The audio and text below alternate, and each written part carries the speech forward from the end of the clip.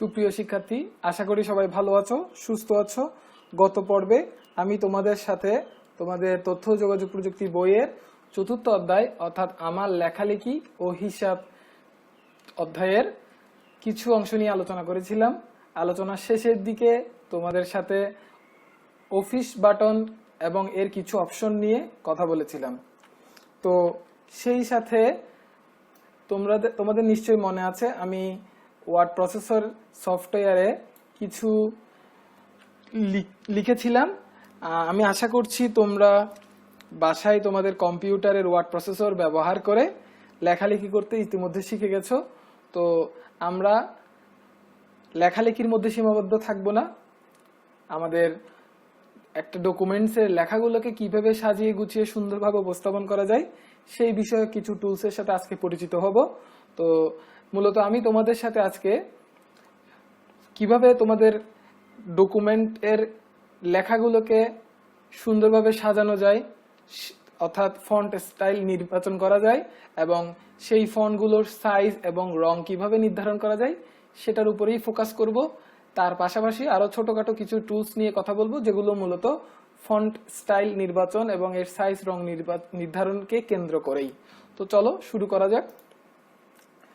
গত পর্বে আমি তোমাদের সাথে দুটো টেক্সট ডকুমেন্ট নিয়ে কাজ করেছিলাম। আজকে আমি প্রথম টেক্সট ডকুমেন্টটাই ওপেন করছি। তো লক্ষ্য করো, আমাদের টেক্সট ডকুমেন্টে কিন্তু আগে থেকে একটা লেখা আছে যেটা আমরা গত পর্বে লিখে রেখেছিলাম। তো আমি আমাদের প্রতিষ্ঠানের নামটাই এখানে ব্যবহার করেছিলাম। তো সেই সুবাদে আমি প্রতিষ্ঠান সম্পর্কিত কিছু টেক্সট, ডামি টেক্সট এখানে কপি করে নিচ্ছি আমার কাজের সুবিধার্থে।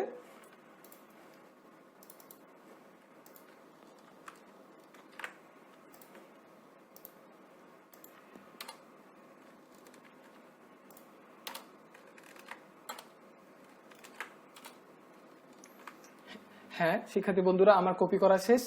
এবার একটু লক্ষ্য করো, আমাদের এই টেক্সটগুলোতে আমরা যদি চাই এই টেক্সটগুলোকে আমরা বিভিন্ন ফন্টে আমাদের ডকুমেন্টে উপস্থাপন করতে পারি।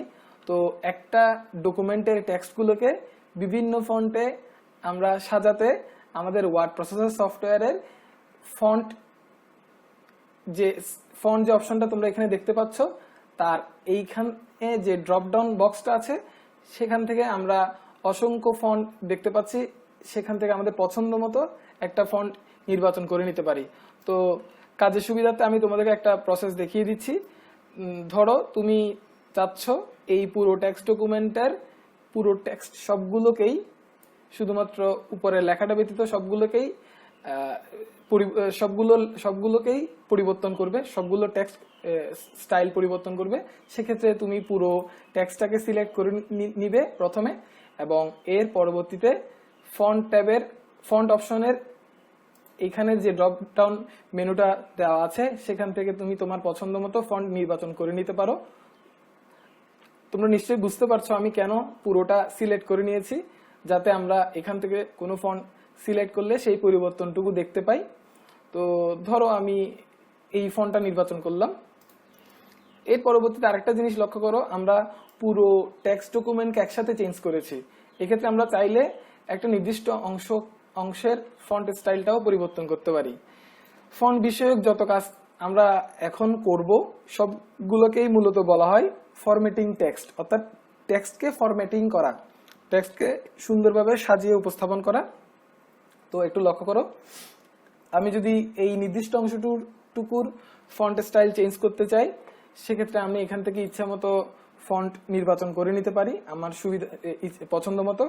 ধরো আমি এটা নির্বাচন করলাম, দেখো আমি যে অংশটুকু ব্লক করেছিলাম সেই অংশটুকু শুধুমাত্র পরিবর্তন হয়ে গেছে।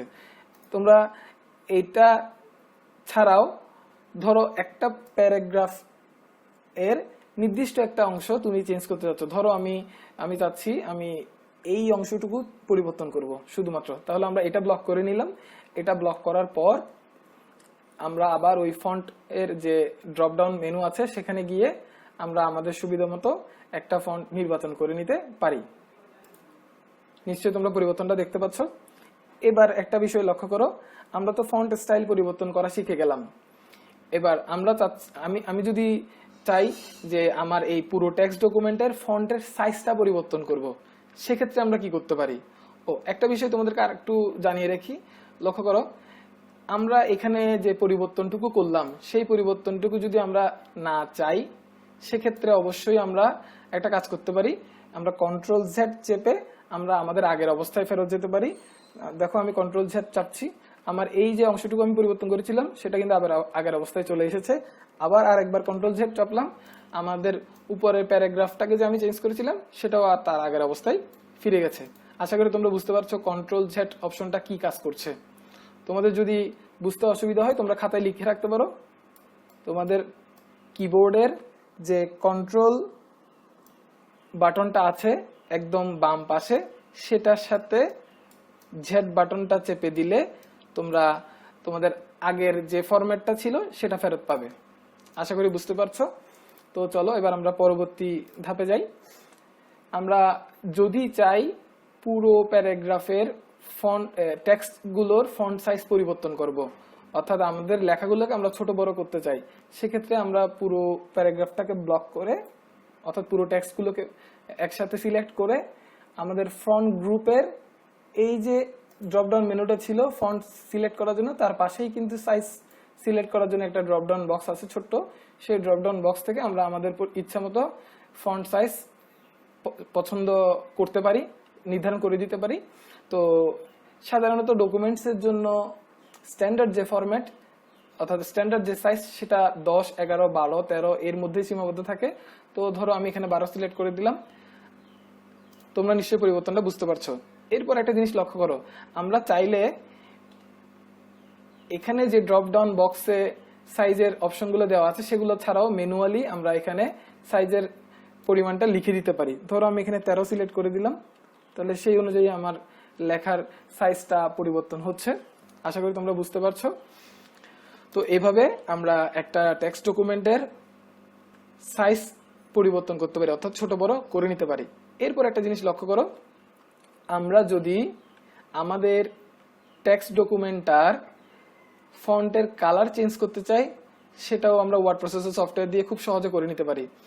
ধরো আমি পুরো টেক্সট ডকুমেন্টটার কালার চেঞ্জ করব। এটা আমার টেক্সট ডকুমেন্টটা বর্তমানে ব্ল্যাক কালার আছে, অর্থাৎ কালোতে আছে। আমরা এই কালো কালারটা পরিবর্তন করে অন্য কালারও কিন্তু নির্ধারণ করে দিতে পারি। তো সেক্ষেত্রে আমি পুরো প্যারাগ্রাফটা ব্লক করে নিলাম, সিলেক্ট করে নাও। এরপরে দেখো ফন্ট যে গ্রুপ ছিল সেখানে কিন্তু এই যে একটা কালার চয়েস করার অপশন আছে, এখানে গিয়ে আমরা আমাদের লেখাগুলোর ইচ্ছে মতো কালার পরিবর্তন করে নিতে পারি। দেখো আমি প্রথমে ব্লক করে রেখেছিলাম, সিলেক্ট করে রেখেছিলাম বিধায় আমরা খুব সুন্দরভাবে পরিবর্তনটা দেখতে পাচ্ছি। তোমরা একটু লক্ষ্য করো, আমি এই কালারটা চয়েস করলাম আমার পুরো টেক্সটের জন্য। এবার আমি চাইলে স্পেসিফিক কোন একটা অংশের কালারও কিন্তু পরিবর্তন করে নিতে পারি। ধরো আমি এটা কালার পরিবর্তন করব, তাহলে সেক্ষেত্রে আমি এটা সিলেক্ট করে নিলাম। এরপরে আবার সেই ফ্রন্ট গ্রুপের কালার অপশনে গিয়ে আমি কালারটা পরিবর্তন করে দিতে পারি। আশা করি তোমরা বুঝতে পারছো কিভাবে ফন্টের কালারটা চেঞ্জ করতে হয়। এবার একটু লক্ষ্য করো, আমি চাচ্ছি আমার পুরো টেক্সট ডকুমেন্টের উপরে যে লেখাটা আছে, উপরে যে টেক্সটটা আমি লিখে রেখেছি, অর্থাৎ Bandarban collectorate school and college, আমি চাচ্ছি এটাকে আমি আমার পুরো টেক্সট ডকুমেন্টের মেইন পয়েন্ট হিসেবে রাখবো। তাহলে মেইন পয়েন্ট সাধারণত একটু বড় করে থাকে বা একটু বোল্ড আকারে থাকে। তো আমরা এটার সাইজটা আগে চেঞ্জ করে দিই। সাইজ চেঞ্জ করার জন্য কোথায় যেতে হয় আমাদের? কোথায় যেতে হবে? ফন্ট গ্রুপের সাইজ, এই যে সাইজ নির্ধারণ করার জন্য একটা ড্রপ ডাউন মেনু আছে, এখানে যেতে হবে। তাহলে আমি এখান থেকে আমি আমার ফন্টের সাইজটা পরিবর্তন করে নিতে পারি। এটা যেহেতু মেইন পয়েন্ট হিসেবে আমি নির্ধারণ করছি, এটাকে একটু মূল লেখাটা থেকে একটু বড় রাখছি। ধরো আমি এটা সাইজ চেঞ্জ করে রাখলাম 22। এরপরে আমি চাচ্ছি এটাকে আর একটু মোটা করে দেখাক বা একটু বোল্ড করে দেখাক, তাহলে সেক্ষেত্রে আমাকে কি করতে হবে? পুরোটাকে সিলেক্ট করে এই যে ফ্রন্ট গ্রুপের বি একটা অপশন দেখতে পাচ্ছ, এটাকে প্রেস করে দিতে হবে। তাহলে দেখো আমাদের মূল লেখাটা থেকে আমাদের এই মেইন পয়েন্টটা একটু মোটা দেখাচ্ছে। তো এটার জন্য একটা শর্টকাট তোমরা ব্যবহার করতে পারো, বারবার এখানে গিয়ে না করে। দেখো আমি যখন বোল্ডের কাছে নিয়ে যাচ্ছি, দেখো কন্ট্রোল বি, অর্থাৎ আমরা পুরোটাকে ব্লক করে যদি কন্ট্রোল বি চাপি, সেক্ষেত্রে আমাদের লেখাটা বড় ছোট বোল্ড হয়ে যাবে, বা আবার যদি চাপো তুমি আগের অবস্থা ফেরত পাবে। তো আমি চাপলাম, আমার কন্ট্রোল বি চাপলাম, এক্ষেত্রে দেখো আমার লেখাটা পরিবর্তন হয়ে গেছে।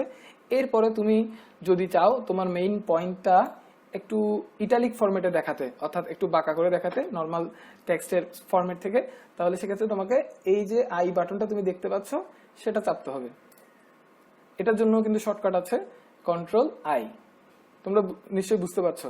এরপরে তুমি যদি চাও তোমার মেইন কি পয়েন্টটার নিচে একটা আন্ডারলাইন আসুক, একটা লাইন আসুক, তাহলে সেক্ষেত্রে তুমি এই বাটনটা চাপতে পারো। দেখো এখানে আমি যখন সিলেক্ট করছি সাথে সাথে একটা পপ আপ মেসেজ দেখাচ্ছে তোমাকে আন্ডারলাইন, অর্থাৎ এটা শর্টকাট হচ্ছে কন্ট্রোল ইউ।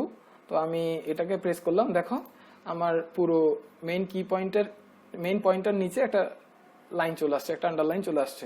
আশা করি তোমরা বুঝতে পারছো প্রত্যেকটা অপশনের কাজ, যে কিভাবে ফন্ট স্টাইল চেঞ্জ করতে হয়, কিভাবে সাইজ চেঞ্জ করতে হয় ফন্টের, কিভাবে কালার চেঞ্জ করতে হয়, কিভাবে বোল্ড করতে হয় কোন একটা টেক্সটকে, স্পেসিফিক কোন একটা টেক্সটকে কিভাবে ইটালিক করতে হয়, কিভাবে আন্ডারলাইন করতে হয়।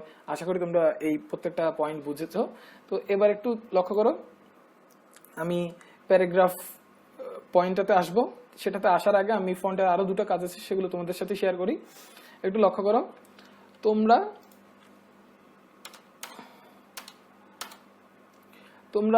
যখন তোমাদের কোনো ডকুমেন্ট তৈরি করবে সেই ডকুমেন্টগুলোতে অনেক সময় তোমাদের কেমিক্যাল রিঅ্যাকশন লিখতে হতে পারে, অথবা কোনো ম্যাথমেটিক্যাল ইকুয়েশন লিখতে হতে পারে। তো আমি ছোট একটা উদাহরণ দিয়ে তোমাদেরকে বোঝানোর চেষ্টা করছি। ধরো আমি এখানে একটা কেমিক্যাল রিঅ্যাকশন লিখছি,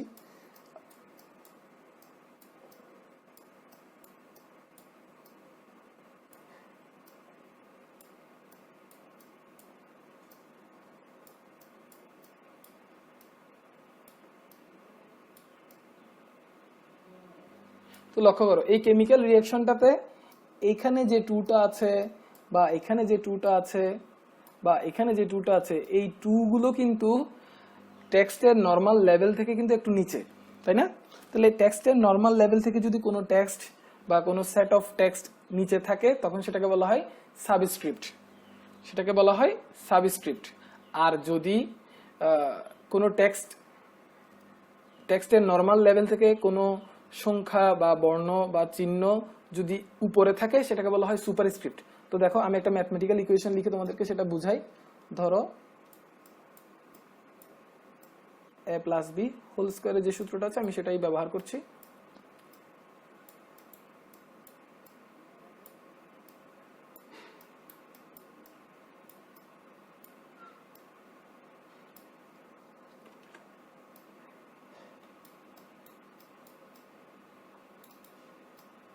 তো এখানে লক্ষ্য করো এই যে টু গুলো, এগুলো কিন্তু টেক্সটের নর্মাল লেভেল থেকে একটু উপরে আছে, তাই না? তো নর্মাল লেভেল থেকে যখন কোনো চিহ্ন বা সংখ্যা বা বর্ণ উপরে থাকবে সেটাকে বলা হয় সুপারস্ক্রিপ্ট, ঠিক আছে? তো সাবস্ক্রিপ্ট আর সুপারস্ক্রিপ্টের কাজগুলো আমরা কিভাবে করতে পারি, এটা ওয়ার্ড প্রসেসর খুব সহজেই করা যায়। একটু লক্ষ্য করো, সাবস্ক্রিপ্ট সুপারস্ক্রিপ্টের কাজ করার জন্য এই যে দুটো অপশন আছে দেখো, এটা হচ্ছে সাবস্ক্রিপ্টের জন্য, এটা হচ্ছে সুপারস্ক্রিপ্টের জন্য। তো আমি প্রথমে আমরা যে ইকুয়েশনগুলো লিখেছিলাম কেমিক্যাল রিঅ্যাকশন বা ম্যাথমেটিক্যাল ইকুয়েশন সেগুলোকে আগে লিখে ফেলি, তারপর সাবস্ক্রিপ্ট সুপারস্ক্রিপ্ট কিভাবে করতে হয় সেটা তোমাদেরকে দেখাচ্ছি।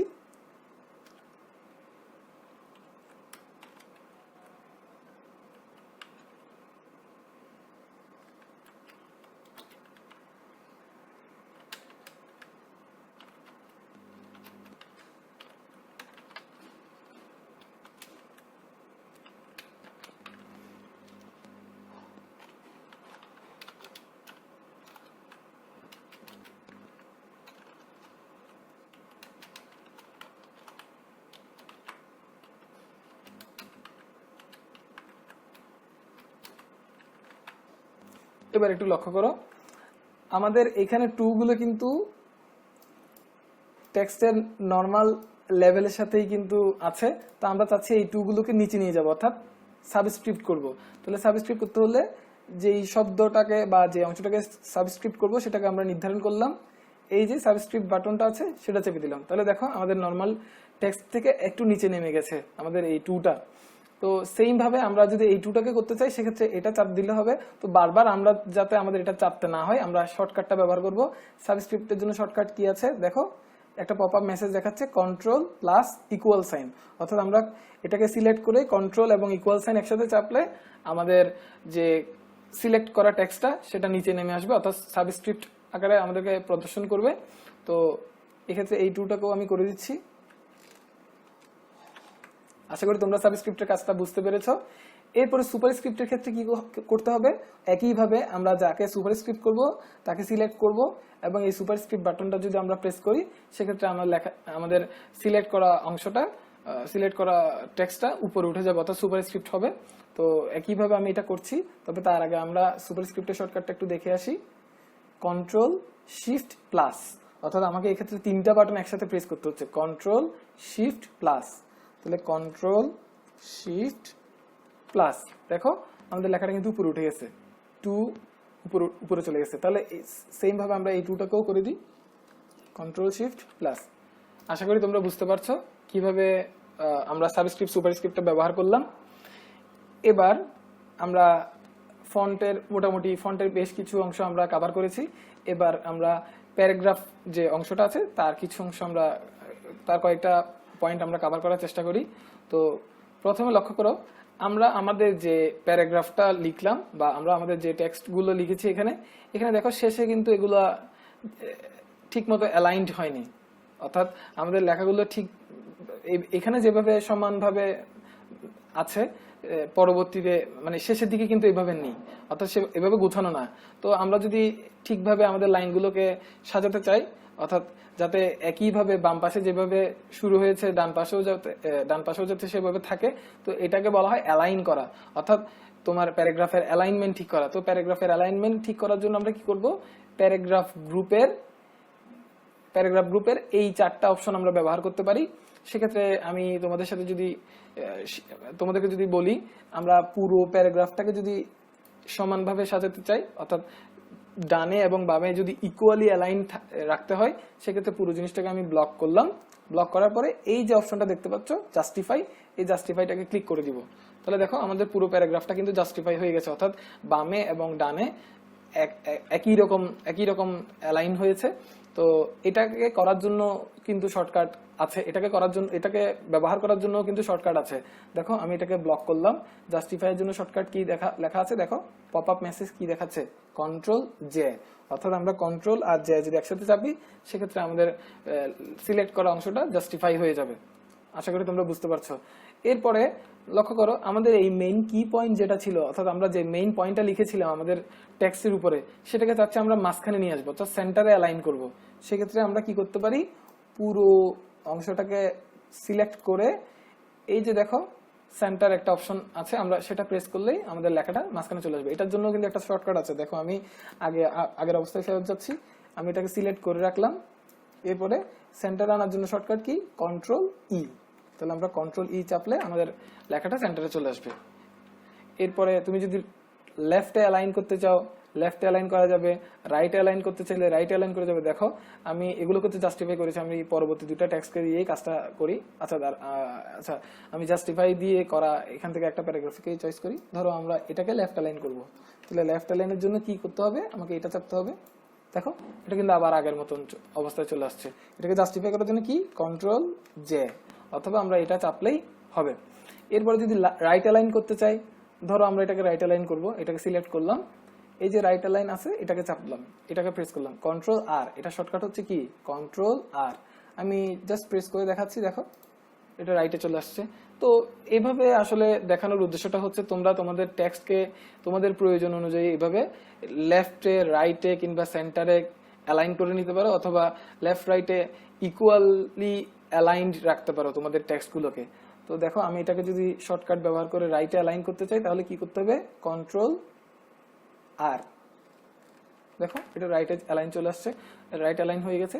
তো এবার আমি আমার পুরো এই দুটো টেক্সটকে একসাথে জাস্টিফাই করে দিচ্ছি। দেখো তাহলে কন্ট্রোল কি, জে।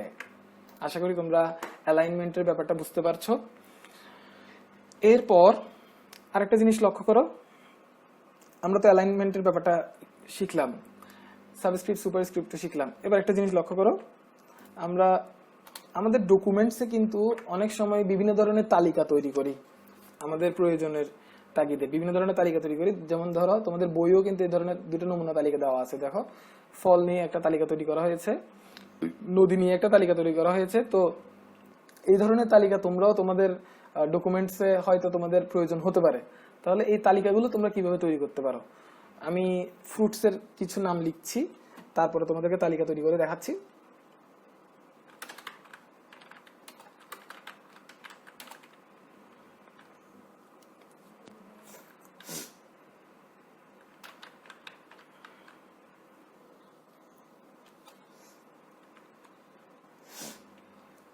ধরো আমি 3টা ফ্রুটসের নাম লিখলাম।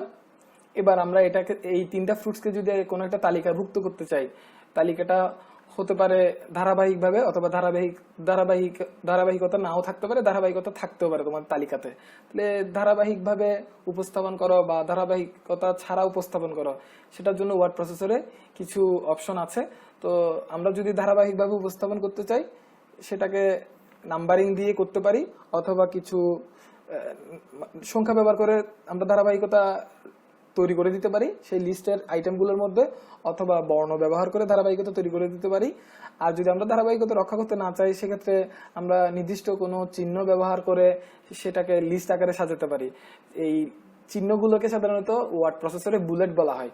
আর ধারাবাহিকতা অনুযায়ী লিস্ট তৈরি করতে হলে সেগুলোকে বলা হয় নম্বর। তো আমি দুটোই তোমাদেরকে করে দেখাচ্ছি, একটু লক্ষ্য করো। আমরা যদি এই 3টা ফ্রুটসকে লিস্ট করতে চাই, তাহলে 3টা ফ্রুটসকে সিলেক্ট করলাম।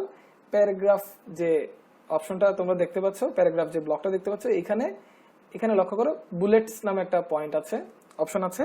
তো এই পয়েন্টে প্রেস করলেই আমরা আমাদের ফ্রুটসের নামগুলোকে একটা লিস্টের আওতায় পেয়ে গেলাম। তো একটা জিনিস লক্ষ্য করো, এখানে কিন্তু কোনো ধারাবাহিকতা নেই, কোনো সিরিয়াল মেনটেন করা হয়নি, জাস্ট একটা চিহ্ন দিয়ে একটা লিস্ট তৈরি করা হয়েছে।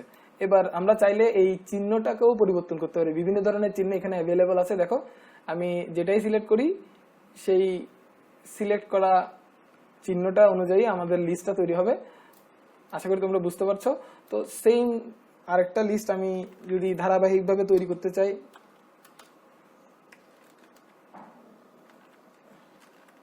ধরো আমি এটাকেই ধারাবাহিকভাবে তৈরি করব।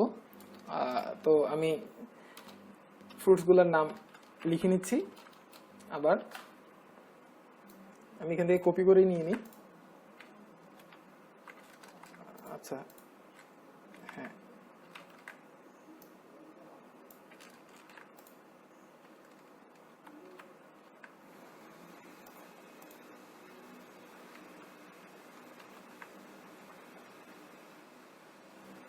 তো এটাকে যদি আমরা ধারাবাহিকতা রক্ষা করে লিস্ট তৈরি করতে চাই, অর্থাৎ ধারাবাহিকভাবে সাজাতে চাই, সেক্ষেত্রে আমরা পুরোটাকে ব্লক করলাম। এরপরে দেখো, এখানে একটা নাম্বারিং নামে একটা অপশন আছে, সেটা সিলেক্ট করে দিলেই কিন্তু আমাদের একটা সিরিয়াল মেনটেন করে একটা লিস্ট তৈরি হয়ে গেল। তো এই সিরিয়ালটা আমরা নাম্বার দিয়েও করতে পারি, অ্যালফাবেট দিয়েও করতে পারি। লক্ষ্য করো, এখানে কিন্তু অনেক ধরনের লিস্টের স্টাইল দেওয়া আছে আমাদের ড্রপ ডাউন বক্সে। তো আমরা যেটা চাই সেটা এখান থেকে সিলেক্ট করে দিলেই কিন্তু সেই অনুযায়ী একটা লিস্ট তৈরি হয়ে যাবে। আশা করি তোমরা বুঝতে পারছো কিভাবে তোমার ধারাবাহিকতা রক্ষা করে তালিকা তৈরি করতে হয়। এবার আরেকটা জিনিস লক্ষ্য করো, আমরা যে এখানে প্যারাগ্রাফ বা এখানে যে টেক্সটগুলো লিখেছি, এই টেক্সটগুলোর মধ্যে যে লাইনের যে ডিফারেন্সটা, এই লাইনের ডিফারেন্সটা আমরা কমাতে বাড়াতে পারি। মানে লাইনগুলোর মধ্যে যে দূরত্ব, এই লাইনের দূরত্বটা আমরা বাড়াতে কমাতে পারি। তো আমি একটা দিয়ে তোমাদেরকে বুঝিয়ে দিচ্ছি। লক্ষ্য করো, ধরো আমরা এই প্যারাগ্রাফটুকুর বা এই অংশটুকুর লাইনের ডিফারেন্সটা ছোট বড় করব, তাহলে সেক্ষেত্রে আমরা পুরোটা ব্লক করলাম। প্যারাগ্রাফ অপশনে গিয়ে দেখো, লাইন স্পেসিং নামে একটা অপশন আছে। এই অপশনের মাধ্যমে আমরা প্রত্যেকটা লাইনের মাঝখানে যে স্পেসটা, সেটা বাড়াতে কমাতে পারি। তো আমরা এখানে বাই ডিফল্ট 1.15 সিলেক্ট করা থাকে, তুমি চাইলে কমাতে পারো কিংবা বাড়াতে পারো। তো আমি ধরো 2.0 দিলাম, দেখো লাইনের স্পেসটা কিন্তু বেড়ে গেছে। এরপরে ধরো আমি লাইনের স্পেসটা যদি কমাতে চাই, একদম কমাতে চাই, স্ট্যান্ডার্ড যে ফরম্যাটটা সেটা হচ্ছে 1.15। এর চেয়েও যদি বেশি কমাতে চাই, তাহলে আমরা 1.0টা সিলেক্ট করতে পারি। দেখো লাইনগুলো একদম ক্লোজ হয়ে গেছে। মানে একটা আরেকটার সাথে লেগে গেছে, দেখো একদম কাছাকাছি। আমরা আগের স্ট্যান্ডার্ডেই এটা সিলেক্ট করে রাখি, 1.15 দিয়ে দিলাম। তো আশা করি তোমরা বুঝতে পারছো যে কিভাবে লাইনের মধ্যে ডিফারেন্স তৈরি করা যায়, আজকে আমি তোমাদেরকে যে অপশনগুলোর কাজ দেখালাম, আমি আশা করছি তোমরা বুঝতে পেরেছো। এবং বাসায় তোমরা যাদের বাসায় কম্পিউটার আছে তারা নিশ্চয়ই ভিডিও দেখে বুঝে প্রত্যেকটা অপশনের কাজেই প্র্যাকটিস করবে। তোমাদের বইও দুটো কাজ দেওয়া আছে, দেখো এই যে এটা হচ্ছে প্রথম কাজটা এবং এই যে এটা হচ্ছে দ্বিতীয় কাজ। এই দুটো কাজ তোমরা প্র্যাকটিস করবে বাসায় তোমাদের কম্পিউটার থাকলে। আমি আশা করছি এই দুটো কাজ অবশ্যই তোমরা করতে পারবে, কারণ এই পর্যন্ত যে অপশনগুলো তোমাদেরকে দেখানো হয়েছে সবগুলা অপশনের মাধ্যমে তুমি এই দুটো কাজ করে নিতে পারবে। তো পরবর্তী টিউটোরিয়ালে বা পরবর্তী পর্বে তোমাদের সাথে নতুন আরো অনেকগুলো ফাংশনালিটি ওয়ার্ড প্রসেসরের আমি দেখানোর চেষ্টা করব। সেই পর্যন্ত তোমরা সবাই ভালো থাকবে, সুস্থ থাকবে। ধন্যবাদ।